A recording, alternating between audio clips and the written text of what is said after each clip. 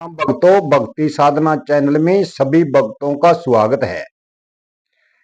भक्तों, कोई सत्संग हो, कोई कथावाचक कथा सुना रहा हो, वहां पर बहुत मनुष्य सुनने के लिए जाते हैं, पर वे कई प्रकार की उनकी सोच होती है। कई तो सत्संग में बुराइयां करने जाते हैं और वहां से कुछ ज्यादा पाप अपने सिर पर डालकर लाते हैं। कई कई इंसान सत्संगों के अंदर जाकर अब किसी की बहन बेटियों के बारे में बुरा सोचने के लिए जाते हैं और उनको प्रभु बहुत भयंकर दंड देता है और वो किसी काम के नहीं रह जाते। तो भक्तों, एक मनुष्य वहां पर जाकर साधु पुरुष से माया की अपेक्षा करता है कि मैं सत्संग के अंदर जाऊंगा तो प्रभु मेरे पर कृपा करेंगे और मुझे धन से मालो माल कर देगा। वो धन की भीख मांगने के लिए जाते हैं। भक्तों, अलग अलग प्रकार के वहां पर मनुष्य जाते हैं। तीसरा पशु पशु की भांति विहार करने वाला मनुष्य जाता है।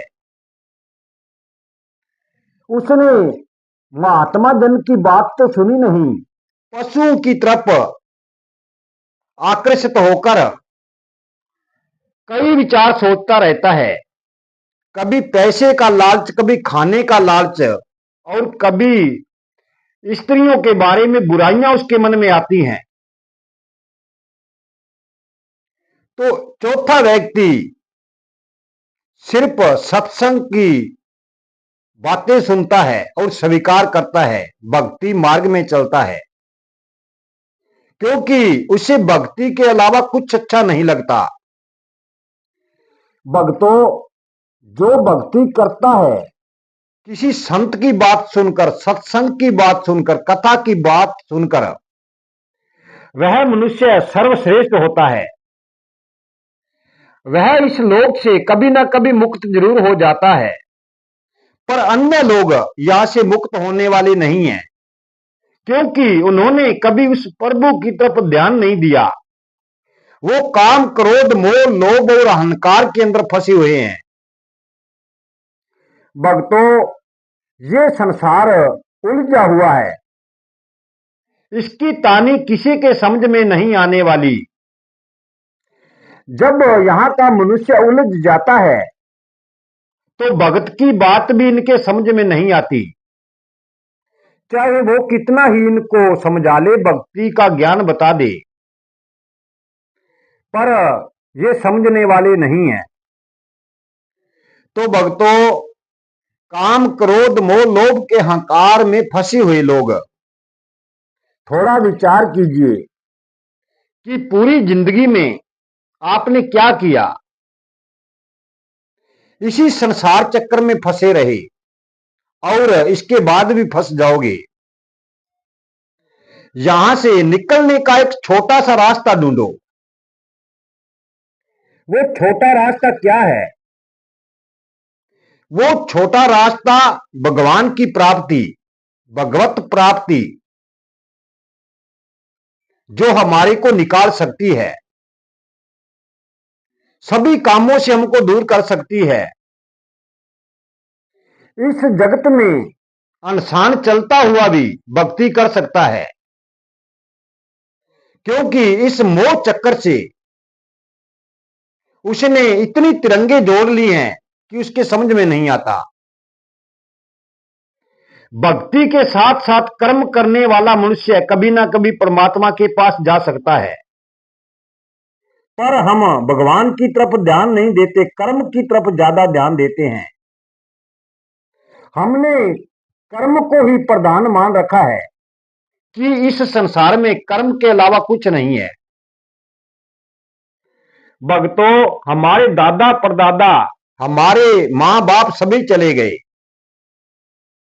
और चले जाएंगे। तो भक्तों, वे क्या लेकर गए? उस परमात्मा के पास से जब वो आए थे तो कुछ नहीं लेकर आए थे, खाली हाथ आए थे और खाली ही हाथ लौट गए। तो हमारे हाथ में क्या जाने वाला है? हमारे हाथ में भी एक दिन कुछ नहीं जाएगा। जब हम मर जाएंगे तो चार लोग हमको उठाकर कब्रिस्तान के अंदर ले जाएंगे और हमारा कुछ नहीं बनने वाला। इस शरीर की जलकर राख हो जाएगी और धीरे धीरे भाई बंधु माता पिता बहन भाई सब कुछ हमारे को भूल जाते हैं, क्योंकि वो संसार में रहते हुए हमसे प्रेम नहीं किया, हमारी माया से प्रेम किया। तो वही मित्र जन रिश्तेदार हमारे को भूल जाते हैं। कोई 2 दिन अश्रु बहाता है, कोई 4 दिन आंसू बहाता है।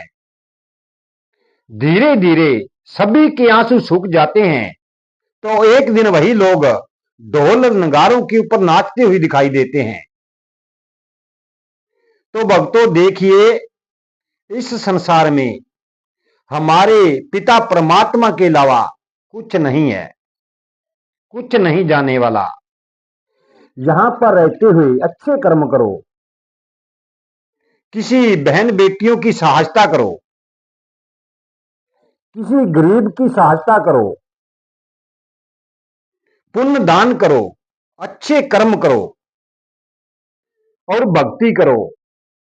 एक दिन हम अच्छे कर्म लेकर साथ जाएंगे तो परमात्मा हमारे को सदा सदा के लिए मुक्त कर देगा। भक्तों, आज की वीडियो हम यही समाप्त करते हैं। जीवन रहा तो कल की वीडियो में फिर मिलेंगे। वीडियो को लाइक शेयर और सब्सक्राइब जरूर कर देना कि किसी भाई को इसका लाभ मिल जाए। जय श्री राम।